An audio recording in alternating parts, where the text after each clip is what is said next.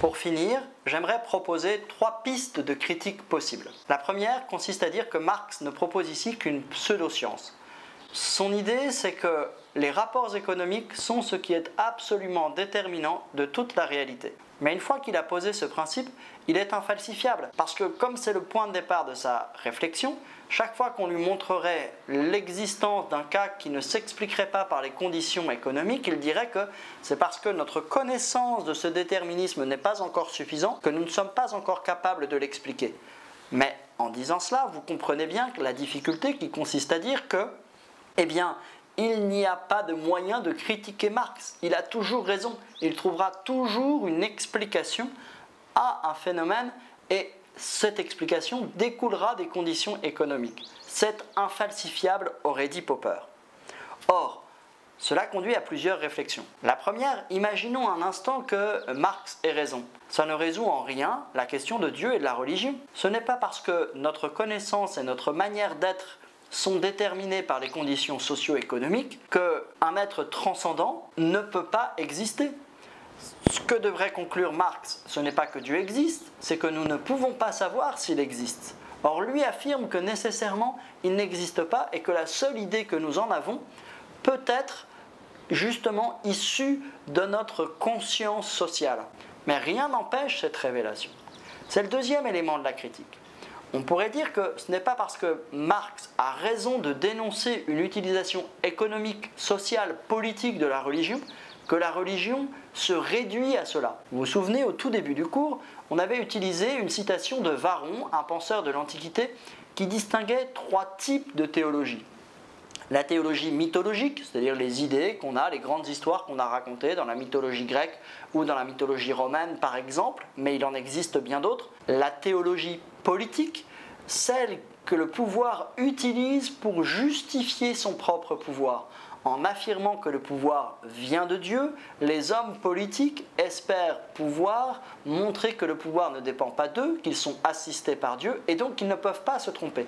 Et donc que ce serait faire un crime non pas seulement de lèse-majesté, mais un blasphème que de ne pas respecter l'autorité politique. Et ce que dit Varron, c'est que ces 2 premières théologies, mythiques et politiques, sont très liées, mais elles ne sont pas fondées sur du savoir. Pour lui, il y a une 3e théologie qui est la théologie naturelle, philosophique, c'est-à-dire l'étude de cette réalité-là. Et celle-ci ne dépend pas des conditions politiques ou économiques. Celle-ci est un travail, nous dirions, rationnel, peut-être presque scientifique dans le sens qui était donné à ce mot dans l'Antiquité, mais qui ne dépend pas de cela. Ça n'opère pas la capacité de l'homme à proposer une réflexion sur ce sujet-là. Donc il est possible de penser la religion en dehors de l'économique et du social. Et on peut même dire que par définition, penser la théologie ainsi, c'est penser la théologie par une de ses déviations, une de ses usurpations. Et justement, peut-être faudrait-il s'interroger sur la religion en elle-même et non pas en tant qu'elle a été manipulée, utilisée. Et la 3e critique. Très clairement, Marx, quand il parle de la religion chrétienne, c'est celle dans laquelle il a vécu, dans le milieu dans lequel il a vécu, qui est l'Europe à la transition du 19e et du 20e. Mais le christianisme a eu bien d'autres interprétations.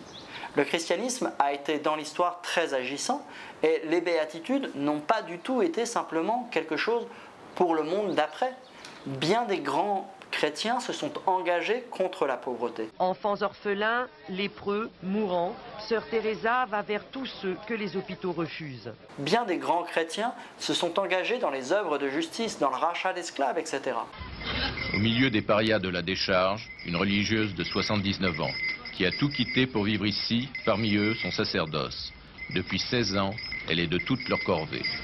Bien sûr que tous les chrétiens n'ont pas été à la hauteur de cet idéal, mais beaucoup de chrétiens ont pris ce texte pour transformer le monde dès aujourd'hui, ont pris ce texte comme étant une résolution à appliquer dès maintenant. L'opposition que Marx fait entre le ciel et la terre n'est pas celle que les chrétiens donnent. Les chrétiens veulent commencer à établir le ciel déjà sur la terre.